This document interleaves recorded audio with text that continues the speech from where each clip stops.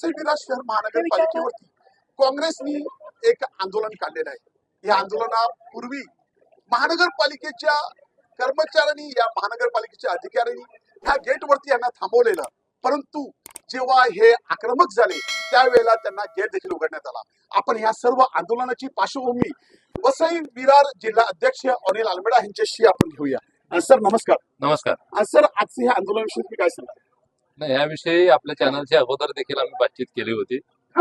एक 8 दिवसापूर्वी आपली ह्याच ठिकाणी तुम्हाला बाईट दिला होता की मनपा प्रशासनाची जी बिल्डिंग आहे त्याच्या देखभालीबाबत बोललो होतो। आम्हाला असं वाटलं होतं की प्रभाग समितीमध्येच दुर्लक्ष आहे का, पण मनपाची बिल्डिंग आहे त्याच्या दुर्व्यवहाराविषयी आणि त्याचं जे दुर्लक्ष करून मेंटेनन्स मध्ये जे दुर्लक्ष आहे याविषयी आपण बोललेलो। आम्ही मागचे 6-7 महिने प्रभाग समिती लेव्हलला जे पत्रव्यवहार केलेले आहेत आणि पत्रव्यवहार करून जे लेखी आश्वासनं आम्हाला दिली होती वसई विरार जिल्हा काँग्रेसला आणि प्रभाग समितीचे आमचे जे पदाधिकारी आहेत त्यांना ती कुठलीही पूर्तता झालेली आम्हाला दिसत नाही। रस्ते म्हणा, रस्त्याविषयी लेखी आश्वासन म्हणा, गटारचं कामं म्हणा, गटारला कव्हर देण्याविषयी म्हणा, सुरक्षेच्या मामल्याविषयी म्हणा, आणि पाणी वॉटर सप्लाय आणि सफाई, म्हणजे सफाईची जी कॉन्ट्रॅक्ट आहे त्याच्यामध्ये पारदर्शकता दिसली पाहिजे। बऱ्याच ठिकाणी कचरा साचलेला दिसतो, नाली सफाई होताना दिसत नाही। पाणी प्रत्येक आदिवासी वस्तीमध्ये पाणी देण्याविषयी सुप्रीम कोर्टाच्या ऑर्डर आहेत आणि सुप्रीम कोर्टाच्या ऑर्डर असून देखील त्यांना पाणी सप्लाय वॉटर सप्लाय दिली जात नाही आणि केवळ सुप्रीम कोर्टाची ऑर्डर आहे, अनऑथराइज बांधकाम आहे त्यांना दिलं जाणार नाही कनेक्शन असं सांगितलं जातं। तर सुप्रीम कोर्टाचे तुम्हाला जर ऑर्डर पाळायचे आहे ते सर्व ऑर्डर पाळा। आपल्याकडे असलेल्या सर्व आदिवासी वस्तींना पाणी देण्याचं काम बाकी आहे ते त्यांनी दिलं पाहिजे। वसई विरारच्या रोडची कंडिशन काय आपण पाहत आहेत। पावसाळा संपल्यानंतर आता डिसेंबर क्रिसमसची वेळ आली तरी देखील अजून रस्त्याची कंडिशन खराब आहे। रस्त्याची ऑर्डर नोव्हेंबरच्या पहिल्या आठवड्यात त्यांना देणं गरजेचं होतं। 68 कोटी रुपयाचं बजेट त्यासाठी सँक्शन आहे तरी देखील कामं रस्त्याची होताना दिसत नाही। प्रभाग समितीमध्ये कामं केली जातात, रात्री अपरात्री केली जातात, त्याच्यामध्ये कॉन्ट्रॅक्टमध्ये पारदर्शकता ठेवणं आणि कॉन्ट्रॅक्टरला जे पैसे दिले जातात, जे टॅक्सचे पैसे दिले जातात त्याचा पुरेपूर फायदा सर्वसामान्य जनतेला मिळाला पाहिजे, हा आमचा उद्देश आजचा आहे। आणि प्रभाग समितीला दिलेले आश्वासन पूर्ण केले नाही, आम्हाला इंटिमेशन दिलं जात नाही, त्याने म्हणून आम्ही आजच्या ह्या मुख्यालयावर आंदोलन करत आहोत। तुम्ही हे आंदोलनावेळी तुम्ही कोणाला म्हणजे मागच्या सरकारने केलं नाही असं तुम्ही बोलता, तर मागचे सरकार म्हणजे आता जे बीजेपीचे सरकार आहे ते की बहुजन विकास आघाडीचे सरकार, तुम्ही काय बोलता? बघा, प्रशासकीय राजवट ही मुख्यमंत्र्यांच्या अखत्यारीत येते आणि नगर रचना मंत्री तर गेले 5 वर्ष आणि 2014 पासून या राज्यावर कोण राज्य करताय तर देवेंद्र फडणवीसच करतायत। त्यामुळे या संपूर्ण गोष्टीला 11 वर्षाच्या या अपयशाला जबाबदार हे फडणवीस सरकार आहे। त्या पलीकडे जाऊन आता काय नवीनच त्यांनी फेड काढलेलं आहे का तुम्ही मुख्यमंत्र्यांना शहर दत्तक द्या। अहो तुम्ही पालक आहात, मुख्यमंत्री आहात या राज्याचे, मग आम्ही तुमचेच आहोत ना। वसई विरार का अफगाणिस्तानमध्ये आहे का मुख्यमंत्री आता आम्हाला दत्तक घेणार आहेत? आणि एक बाजूला मुख्यमंत्री तिकडे बोलतात का तिजोरी आमच्याकडे आहे, एक जण बोलतात चावी आमच्याकडे, आणि ज्याला आम्ही इकडे आमचे प्रश्न मांडतो नागरिकांसाठी त्यावेळेला काय होतं, आमच्याकडे बजेट नाहीये, आमच्याकडे पैसे नाहीये। जर तुमच्याकडे बजेट नाहीये, पैसे नाहीये, तर तुमचे आमदार दिवसभर तिकडे मिटिंग कसली करतात, ते कशा संदर्भात मिटिंग करतात? एकही प्रश्न सुटत नाहीये, नाही रस्त्याचा सुटत, नाही गटरचा, नाही लाईटचा, नाही पाण्याचा, मग कशाबद्दल करतात? त्यानंतर काय जर त्यांचं बिनसलं का ते पुन्हा आरोप प्रशासकीय अधिकाऱ्यांवर करतायत का हे काय करत नाही। हे आरोप करणारे पण बीजेपीच वाले, पण ज्या वेळेला परिवहनची बस उद्घाटन करायचे त्यावेळेला आमदार जाणार, ते कोणाचं असतं? खरं ते यश अधिकाऱ्यांचं आहे। मग ते ओरबडते कोण? तर तुमचे आमदार जे आता झालेले ते पॅचवरचं कधी कोणी उद्घाटन केलंय का? ते उद्घाटन पण हे नारळ फोडून करतायत आणि ते करताना सुद्धा 67 कोटीचं टेंडर आहे। आपल्या या चॅनल मार्फत आम्ही जनतेला अपील करतो काँग्रेस पक्षातर्फे का आम्ही जी माहिती काढलेली आहे का 6 महिन्याची वॉरंटी असणार आहे खड्ड्याला, तर नागरिकांनी आपल्या घरापुढे बुजलेला खड्डा फोटो काढून तेव्हा तारखेसकट आणि 6 महिन्या आधी त्याचा एक खडा जरी निघाला ना तरी आपण प्रशासनावर केस करूया का हा जो गैरव्यवहार झालेला आहे आपण ओपन केला पाहिजे। या ठिकाणी विरोधक असं बोलतात की इलेक्शन जेव्हा आली की अशी आंदोलनं होणं साहजिक आहे, त्याबद्दल तुम्ही काय बोलता? आंदोलन हे पहिली गोष्ट म्हणजे काँग्रेस ही मुख्य धारेमधला पक्ष आहे। काँग्रेस स्वतंत्र लढाईपासून लढतोय आम्ही, यांना आम्हाला कोणी सांगू नये का लढाई काय करायची।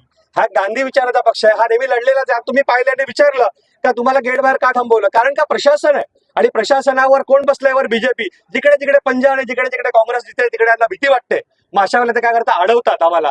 आता मुख्य म्हणजे 2 गोष्टी आहेत। आता एक उदाहरण आहे, या महानगरपालिकेमध्ये या सरकारने काय केलेलं आहे, खास करून यांनी जसं काँग्रेसने हा देश उभा केला आणि यांनी प्रत्येक गोष्ट विकली, एअरपोर्ट रेल्वे, त्याचप्रमाणे भले आम्ही पक्ष वेगळा आहे पण एक सेक्युलर विचारधारा असलेला बहुजन विकास आघाडी जो आमच्या बरोबर एक काळी होता, त्यांनी सुरू केलेली मॅरेथॉन ती पण यांनी बंद केली, कला क्रीडा महोत्सव पण यांनी बंद केला. म्हणजे जनतेसाठी उपयुक्त आहे अशा सगळ्या गोष्टी एक तर बंद करतायत किंवा एक तर विकतायत. मग यांना नेमकं काय करायचं, यालाच बोलतात मनुवाद. म्हणजे सर्वसामान्य जनतेला त्याच्या सुविधांपासून, हक्कापासून वंचित ठेवायचं आणि वोट चोरीपासून हे आमच्या रस्त्यावरचे गटर पण चोरी करणारा हा जो पक्ष आहे तो तिकडे बसलेला आहे. आणि आमचा सरळ आरोप आहे याचं सगळं मार्गदर्शन मुख्यमंत्री फडणवीस साहेब आणि नगररचना मंत्री एकनाथ शिंदे या पापाचे धनी आहेत.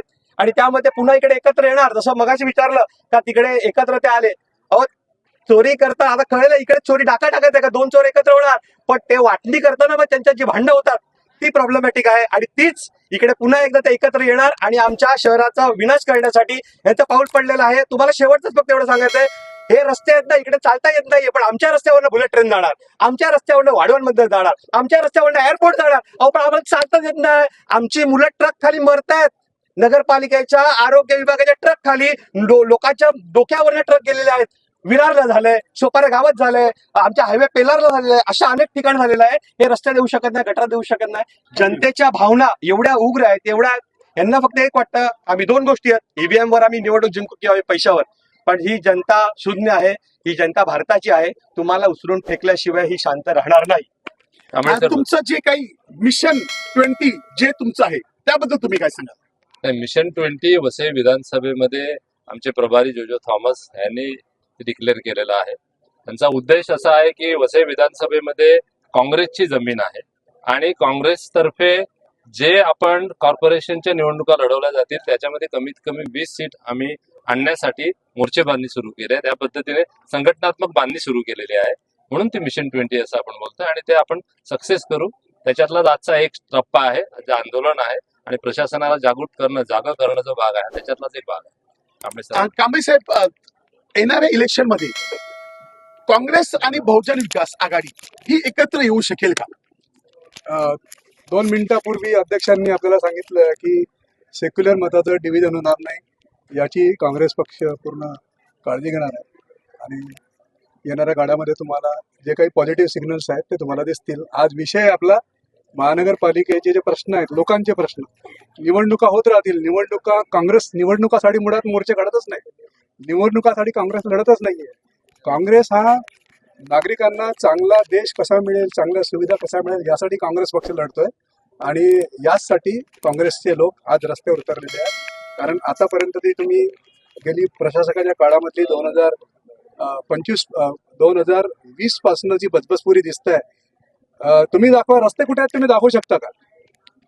रस्ते, गटार, चांगल्या गटार, म्हणजे काय आपण जे या राज्यात राहतो, या महानगरपालिकेत राहतो, आपल्याला आपला हक्क आहे तो चांगलं पर्यावरण, चांगलं पाणी, फंडामेंटल राईट आहे माझा तो.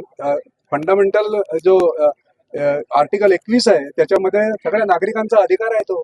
स्वच्छ पर्यावरण, स्वच्छ पाणी, चांगले रस्ते, मला श्वास घ्यायला जागा मिळाली पाहिजे. आज कोणीतरी नागरिकांनी सांगून द्यावं की त्यांना स्वच्छ ऑक्सिजन मिळतो, चांगले रस्ते आहेत, चांगले स्वच्छ गटार आहेत. अजिबात नाही. आजच मोठं आर्टिकल लोकसत्तेमध्ये आलं, लोक परेशान आहेत. महानगरपालिका, आम्ही जेव्हा चर्चा करायला जातो ते म्हणतात की रस्ते करायला पैसे नाही आहेत. 226 कोटीचं त्यांनी टेंडर काढलं होतं.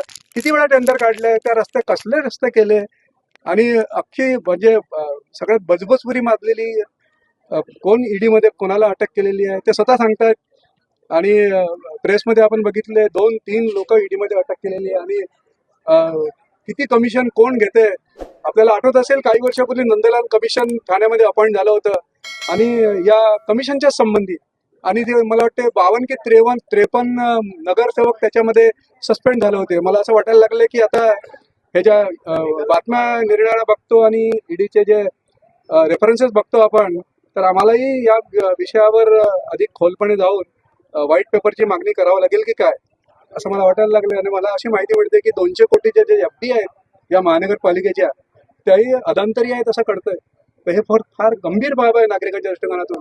मी एकच सांगेल की आतापर्यंत आपण जे 30 वर्षापासून किंवा गेली 5 वर्ष प्रशासक आहे, आपण जी राजवट बघितलेली आहे, आपण जे महानगरपालिका बघितलेली आहे, आम्ही तुम्हाला नागरिकांना एक आश्वासन देतो की काँग्रेस पक्ष तुम्हाला चांगलं आरोग्य, चांगली हवा, चांगलं पाणी आणि चांगलं जे आर्टिकल 21 प्रमाणे तुमचा जो हक्क आहे तो तुम्हाला चांगलं आरोग्य जगण्यासाठी महानगरपालिकेच्या निवडणुकीमध्ये पूर्णपणे रस्त्यावर उतरेल आणि तुम्हाला गॅरंटी देतो आम्ही की आमचा मॅनिफेस्टोही नागरिकांच्या हिताचा असेल.